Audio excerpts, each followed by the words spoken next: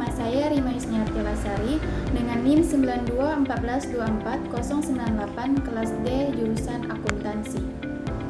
Jadi di video kali ini saya akan membahas tentang isu yang lagi hangat di masyarakat pada tahun 2021 kemarin pada saat mewabahnya pandemi COVID-19, yaitu tentang Undang-Undang Informasi dan Transaksi Elektronik atau yang lebih dikenal dengan UU ITE. Nah, fokus saya kali ini adalah pada kasus Dinar Candy, seorang DJ yang bikin heboh dengan aksi protesnya. Di sini saya akan membahas latar belakang bagaimana kasus ini berkembang dan apa dampaknya bagi kebebasan berekspresi di Indonesia. Dinar Candy adalah seorang DJ dan selebriti yang dikenal luas di media sosial. Aksinya mengenakan bikini di pinggir jalan bukan hanya sekedar untuk menarik perhatian, tetapi juga sebagai bentuk protes terhadap perpanjangan PPKM atau pemberlakuan pembatasan kegiatan masyarakat. Aksi ini diadakan di Lebak Bulus, Cilandak, Jakarta Selatan pada tanggal 3 Agustus 2021.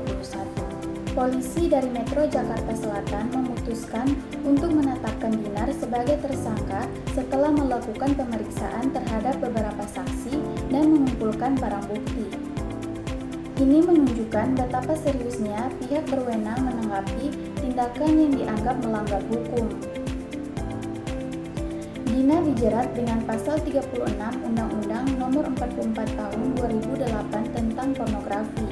Ini berarti dia bisa menghadapi ancaman hukuman hingga 10 tahun penjara atau denda sebesar 5 miliar.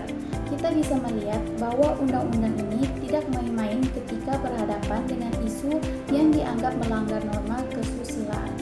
Penangkapannya terjadi di kawasan Fatmawati saat dia keluar dari rumah temannya. Tindakan ini dilakukan sebagai respon terhadap video yang viral di media sosial, di mana Dinar terlihat mengenakan bikini sambil membawa papan bertuliskan, "Saya stres karena PPKM diperpanjang."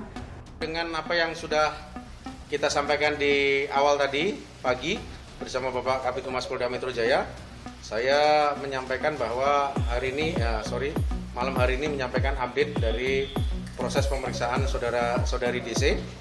Jadi setelah kita melalui tahap penyelidikan, kemudian kita mengumpulkan beberapa bukti dan keterangan saksi. Kemudian dari hasil penyelidikan tersebut kita tingkatkan ke status penyidikan.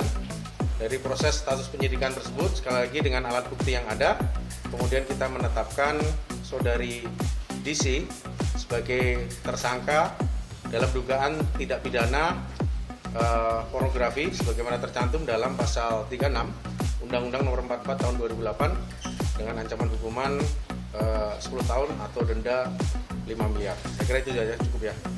Yang bersangkutan ditahan apa pulang? Ada untuk kelengkapan bukti-bukti pasti ada. Pertama, karena menggunakan media sosial, karena menggunakan handphone, kemudian ada saksi di TKP yang tidak hanya dari pihak saudari DC, kan ada ini, dan kemudian ada keterangan ahli, baik itu ahli di bidang kesusilaan, kemudian budaya dan lain sebagainya. Karena ini Alasan melakukan video itu motifnya apa? ya sedang kita dalami. Yang jelas apapun yang dilakukan di Indonesia ini ada norma atau ada etika, ada norma budaya, ada norma agama yang berlaku di masyarakat kita. Nah, tindakan yang bersangkutan ini tidak mengindahkan norma budaya dan agama. Gitu ya. Sementara tidak dilakukan penahanan, tapi sudah ditetapkan tersangka. Gitu ya. Aksi ini jelas mengunggah banyak reaksi dari masyarakat, baik positif maupun negatif. Polisi juga menyita 2 ponsel yang digunakan untuk merekam aksi tersebut sebagai barang bukti. Mereka pun meminta Dinar untuk memberikan keterangan mengenai aksinya dan video yang diunggahnya ke media sosial. Ini menunjukkan bahwa pihak berwenang ingin memastikan bahwa semua aspek tindakan Dinar benar-benar terjaga dalam hukum. Di sini saya akan membahas lebih dalam mengenai dampak dari kasus Dinar Candy. Kasus ini membuka perdebatan tentang batasan kebebasan berekspresi di Indonesia. Di satu sisi, banyak yang berpendapat bahwa Dinar berhak untuk menyuarakan pendapatnya. Namun di sisi lain, ada yang merasa bahwa tindakan tersebut melanggar norma-norma yang berlaku di masyarakat. Yang menjadi pertanyaannya, seberapa jauh kita bisa berekspresi tanpa melanggar hukum? Apakah tindakan Dinar yang mengenakan bikini sebagai bentuk protes bisa dianggap sebagai kebebasan berekspresi atau justru melanggar undang-undang yang ada? Kita juga harus mempertimbangkan dampak dari media sosial dalam kasus ini. Video Dinar yang viral membuat banyak orang memberikan reaksi, baik yang mendukung maupun mengecam. Media sosial menjadi platform yang kuat untuk menyampaikan pendapat, tetapi juga bisa menjadi alat yang berbahaya jika digunakan untuk menyebarkan konten yang dianggap melanggar.